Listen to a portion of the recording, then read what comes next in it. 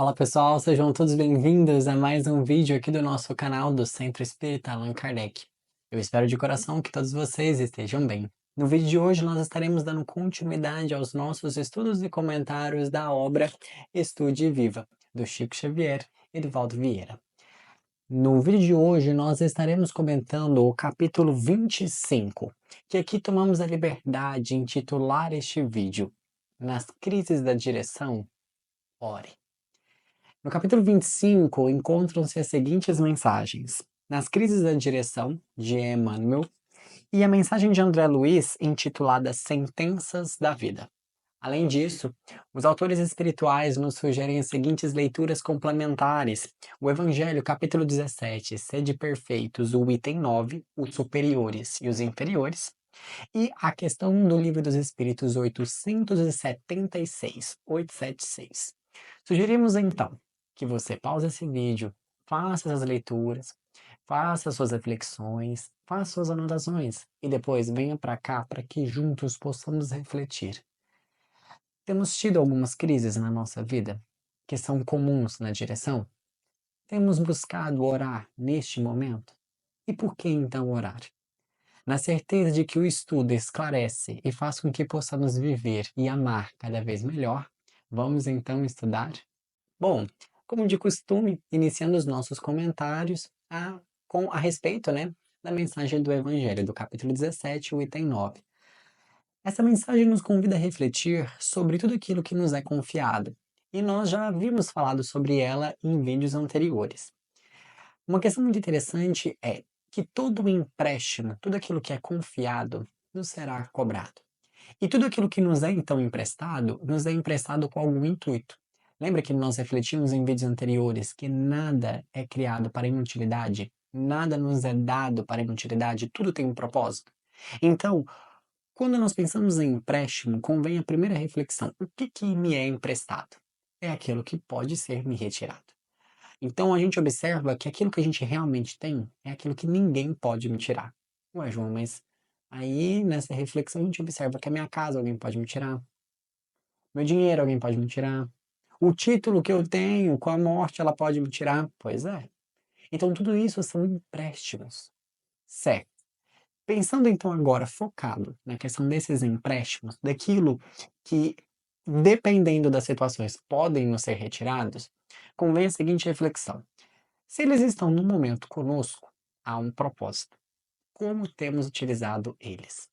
Nós refletimos em vídeos anteriores que o propósito de todo o empréstimo é promover o bem e o progresso. A reflexão que nos convém refletir e fazer é: temos utilizado as coisas que nos são emprestadas para promover o progresso da humanidade? Vimos que os nossos sofrimentos são causados quando nós desviamos do caminho do bem. Lembram disso? Existe um caminho reto, que é o caminho do bem, o caminho da verdade, o caminho do progresso. Quando nós, através do nosso livre-arbítrio, desviamos desse caminho, o sofrimento nos vem como uma maneira de lembrarmos: olha, esse não é o caminho, siga para o caminho do bem. Lembra? O sofrimento vem a partir do momento em que alguma das nossas bases, em alguma das nossas ações, em algum dos nossos planos, não estão caminhando, não estão convergindo para o bem. Então convém a gente refletir sobre o que nós temos feito com a questão daquilo que nos é confiado. Através dessa mensagem do Evangelho, ele nos convida a refletir que toda posição ela é sagrada e toda posição está com o intuito de promover o bem, de promover o progresso. Se você é então o chefe, se você então tem a posição de cuidar de pessoas, de comandar pessoas, convém você refletir: estou fazendo o bem e promovendo o progresso daqueles na qual eu tenho a responsabilidade de cuidar? Se nós somos os subordinados, também temos a nossa obrigação, que independentemente de como o chefe nos trata, nós devemos entender que as nossas ações não podem depender do externo, e sempre dos nossos valores, da nossa virtude, do nosso caráter. O que isso quer dizer? Tem um chefe muito ruim. Isso significa automaticamente que eu vou ser um funcionário ruim? Não, e não devemos. Nós temos um mau hábito de culpar as outras pessoas, culpar as circunstâncias. Ah, eu fiz isso por conta daquilo, eu fiz aquilo por conta daquilo e o outro lá. Mas nós devemos lembrar, a extinção da culpa marca o início do progresso moral. Se nós queremos então desenvolvermos a nós mesmos, devemos então culpar, se for alguém, a nós, e olhar para dentro de nós e pensarmos, independentemente se faça chuva ou faça sol, eu vou ser um funcionário justo, leal e bom. Então convém nós refletirmos que toda posição é sagrada.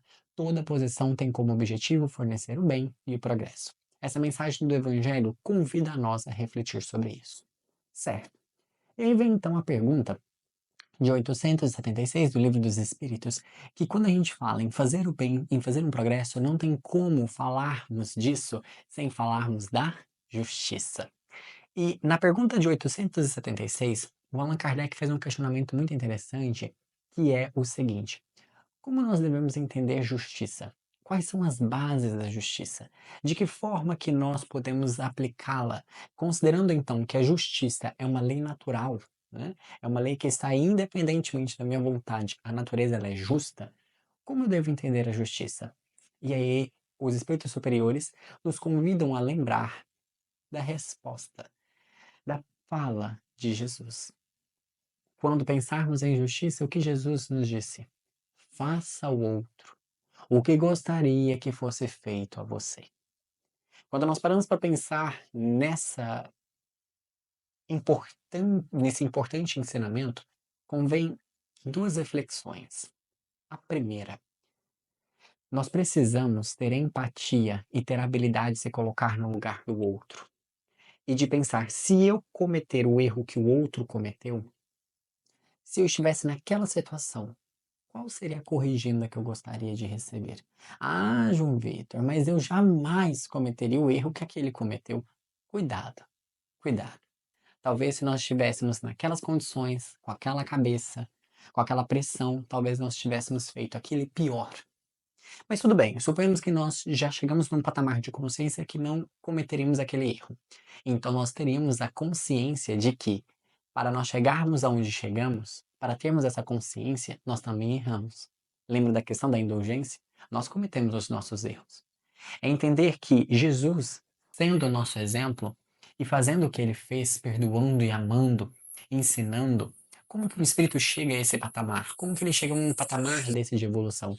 Entendendo a importância da misericórdia, da indulgência, que mais do que odiar, mais do que reprimir, é amar, porque o amor transforma. Observe nas passagens evangélicas, observe na sua vida. Quais foram as vezes em que houve maior crescimento? Provavelmente em momentos de dor que foram recheados de amor. O que eu quero dizer com isso? Em momentos em que você errou, em que você percebeu que você errou, mas alguém, a vida, Deus, uma pessoa Deus através dessa pessoa, enfim, com muito amor chegou até você e te ajudou. Ah, ninguém me ajudou. A vida. Entendem o que eu estou querendo dizer? Quando nós paramos para refletir sobre a questão da justiça, e no primeiro ponto de reflexão é que fazer ao outro o que gostaríamos que fosse feito é pensarmos, se eu quero então evoluir, se eu quero então fazer o bem, qual é então a melhor ação nessa situação? E aí que nós vamos observar que muitas das vezes nós confundimos o bem com o agradável. E que, na maioria das vezes, aquilo que é bom para nós talvez não seja agradável. E aí vem um segundo ponto. Nós precisamos entender uma diferença que existe aqui, que é fazer o outro aquilo que nós gostaríamos que fosse feito a nós, mas não é querer para nós aquilo que nós queremos ao outro. Entendem a diferença? É absolutamente diferente. Como assim? A justiça, ela deve ser um dever para com o outro. Quando você vem e fala assim, ah, então ser justo é eu querer para mim o que eu quero para o outro. Vocês observam que a gente está limitando o conceito de justiça a nos satisfazer? É uma visão totalmente egoísta. Quando Jesus nos disse que é fazer ao outro, o que que é isso? Altruísmo, pensar no outro. Então, quando nós formos falar de justiça, lembra? Dever para nós, direito para os outros. É na ideia de pensarmos, se eu quero ser justo, eu vim aqui para servir. Servindo, eu quero promover o bem e o progresso. Assim sendo, qual a melhor ação para ser feita aqui? Entendem? É meditando, é orando. E muitas das vezes nós queremos ser perfeccionistas e darmos as respostas diretas e termos as ações diretas, e não é assim que funciona. Na rapidez, nós acabamos sendo muito imprudentes, muito insensatos. E como uma árvore gigantesca veio de uma semente depois de muito e muito tempo, vocês acham mesmo que um homem sem reflexão, sem meditação, sem uma autoanálise profunda de si mesmo, dos seus erros, vai conseguir dar uma resposta sensata? Vai conseguir ser justo no momento que for necessário? Não. Por isso a necessidade de conhecer a si mesmo, de observar os nossos defeitos, de termos compaixão, de termos empatia. Então, é através dessas reflexões que vem então a mensagem de Emmanuel nas crises da direção. E isso é uma questão muito interessante porque Emmanuel nos convida a refletir que é muito fácil nós nos desinteressarmos, né? Não termos o interesse por coisas que não estão sobre nossa responsabilidade. Como assim? Nós temos ali deveres a serem cumpridos, né? É muito comum no dia a dia a gente se desinteressar por aquelas coisas que são menos agradáveis. Ou seja, isso aqui vai dar trabalho, né? Vou passar isso aqui para fulano. Ah, não, tem que ficar corrigindo os outros. Se eu, por exemplo, sou o chefe, né? E aí eu tenho que ficar corrigindo os outros. Ah, não, cada um que cuide do seu serviço. E aí o Emmanuel nos convida a refletir uma coisa muito interessante que é, nós temos o hábito de abrirmos mão de coisinhas desagradáveis, principalmente aquelas que não nos dizem respeito, no sentido de que as consequências dessa tarefa mal cumprida não vai a mim diretamente, vai a alguma pessoa. Quer ver um exemplo? Sou pai, tenho como obrigação cuidar do meu filho. Ah, não, mas o meu filho, o que ele faz é por conta dele. Se ele tira nota ruim na escola, o problema é dele. Entendem? Sou o dono de uma empresa. Em vez de verificar se todo mundo está fazendo direitinho, se está todo mundo cumprindo as tarefas. Ah, não, se tiver algum problema, vai cair sobre aquele subordinado. Qualquer coisa a gente manda ele embora. Observem essas situações. Então, olha nas falas dele. Que interessante. É fácil desinteressarmos com os aspectos menos agradáveis, principalmente quando as consequências não nos dizem respeito. Queremos tranquilidade e surgem algumas crises à nossa frente. Lembre-se, nós já estudamos e convém lembrar: as crises são fatores de alerta. Alerta, alerta, alerta. Lembra da rachadura? A água entra onde tem rachadura. Então isso é muito interessante. Então tem a casa toda construída, a água veio, infiltrou, é porque teve uma brecha. A água entra onde tem brecha. A mesma coisa na nossa vida. Então uma parte que não estava sendo cuidada entrou ali. Por isso, orai, mas também vigiai. Ok. Aí o Emmanuel nos convida a refletir que um dos momentos mais dolorosos, e talvez seja esse o motivo de nós evitarmos esse momento, porque nós temos uma tendência de evitar momentos dolorosos. Um dos momentos, então, mais dolorosos para um pai, para um dono de uma empresa, enfim, para alguém que tenha como tutela, né, tem como responsabilidade cuidar de alguém, é o momento da corrigenda. É o momento do famoso puxão de orelha. É o momento do opa, vem cá. É um momento doloroso, não é um momento fácil. E aí o Emmanuel nos fala: o que então fazer? Porque, mas aí eu vou falar, a pessoa não vai gostar de mim. Mas. Aí nós devemos lembrar do conceito de justiça. De fazer ao outro o que gostaríamos que fosse feito. Se eu sou um funcionário e estou desatento em alguma parte, e a minha ação pode desencadear em algo maior, e eu estou ali para aprender, não seria interessante alguém com humildade e com real sinceridade, né, de me ensinar, me mostrar aonde eu estou errando? Entenda. Se você fosse aquele funcionário e estivesse cometendo algum erro grave, você não gostaria de saber? Não é o que fala, mas como fala. E o que que o Emmanuel nos diz? E é muito interessante. Ele fala o seguinte: então, os momentos mais dolorosos para aqueles que recebem o encargo de velar por algo ou de alguém é justamente o momento da corrigenda, né? E aí ele fala: como um comandante algum de algum barco, ele é convidado a velejar um barco e no momento da onda difícil ele vai então sair. Não, é. Se você então foi confiado essa tarefa, então segura firme e vamos que vamos. E aí ele diz: que fazer então quando é preciso apontar e corrigir, esclarecer e definir.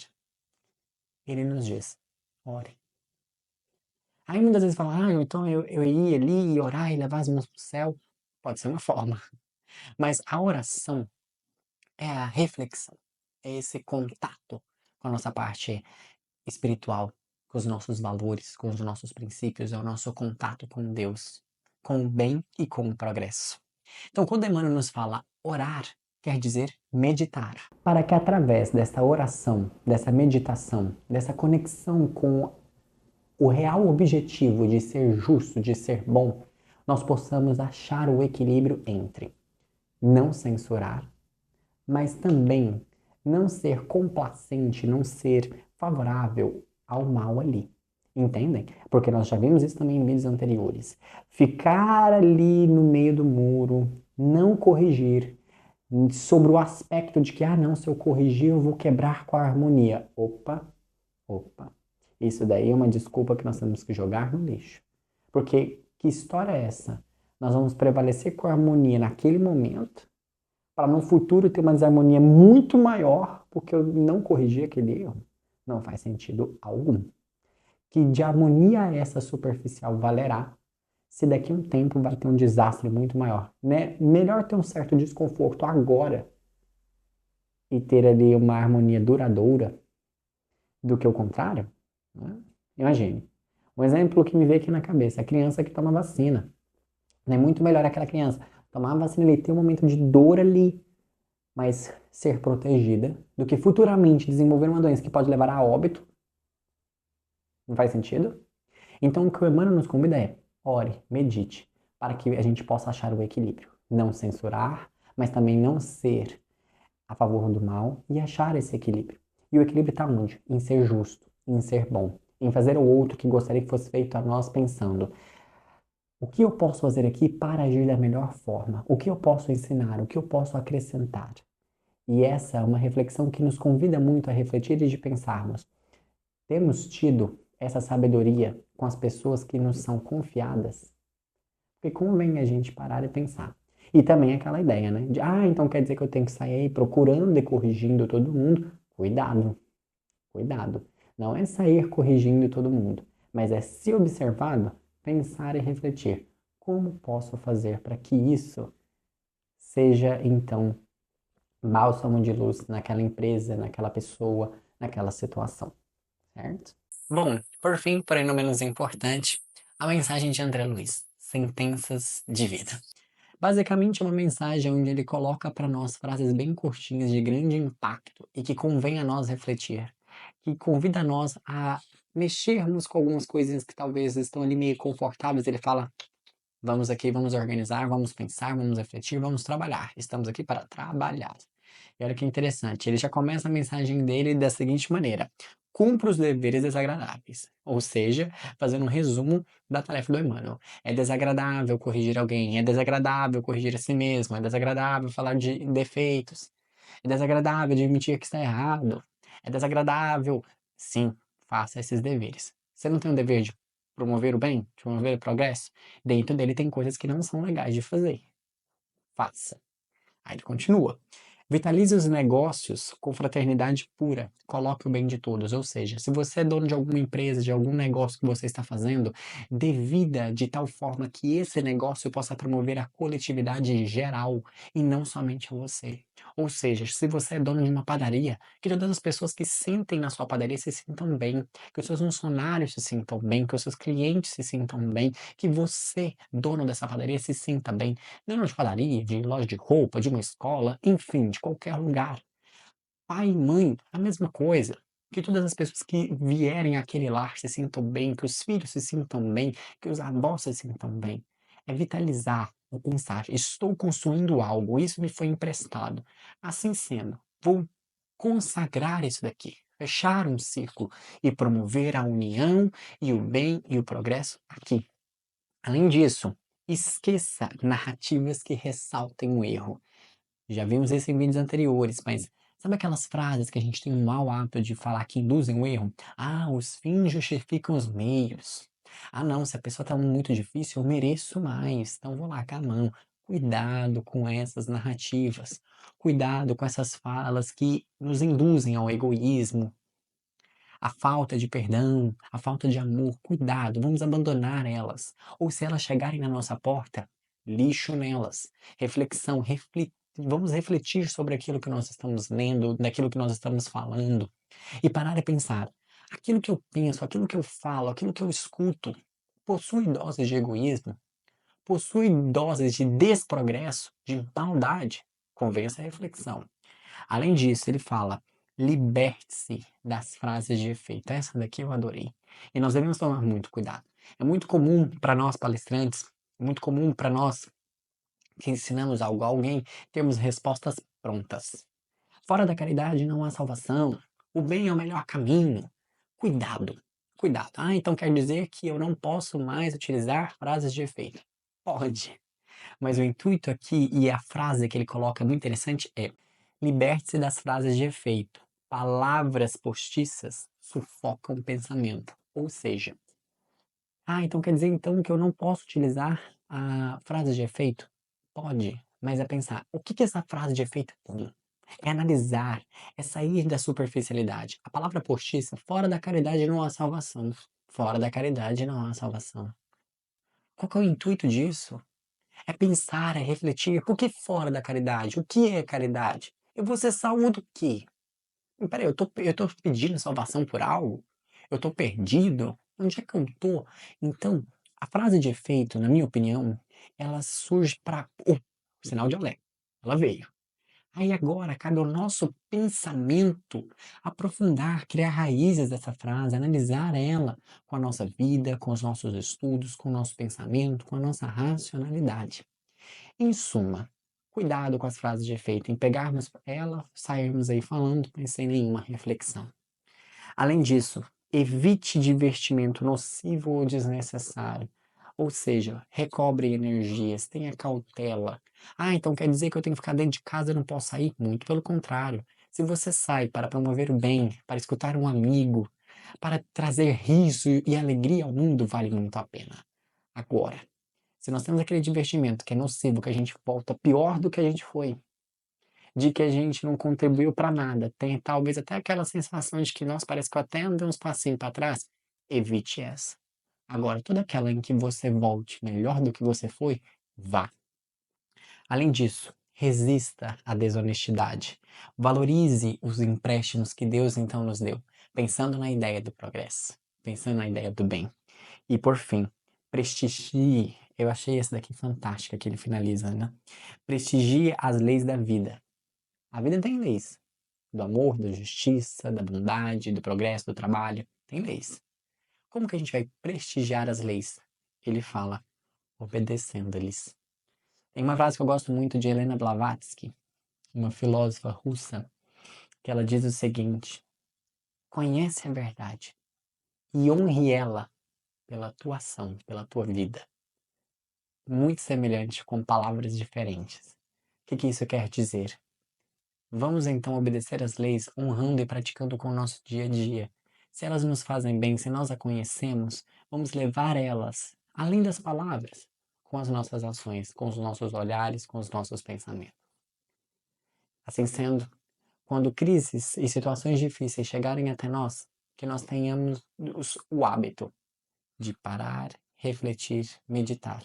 Porque quando fazemos isso, quando paramos, quando refletimos, quando meditamos, nós estamos orando, nós estamos conectando com a parte mais alta que existe, que vive dentro de cada um de nós, que é Deus, que são os nossos valores, que são as nossas virtudes, que são a nossa sabedoria, são os nossos bens mais preciosos que o nosso Criador nos deixou.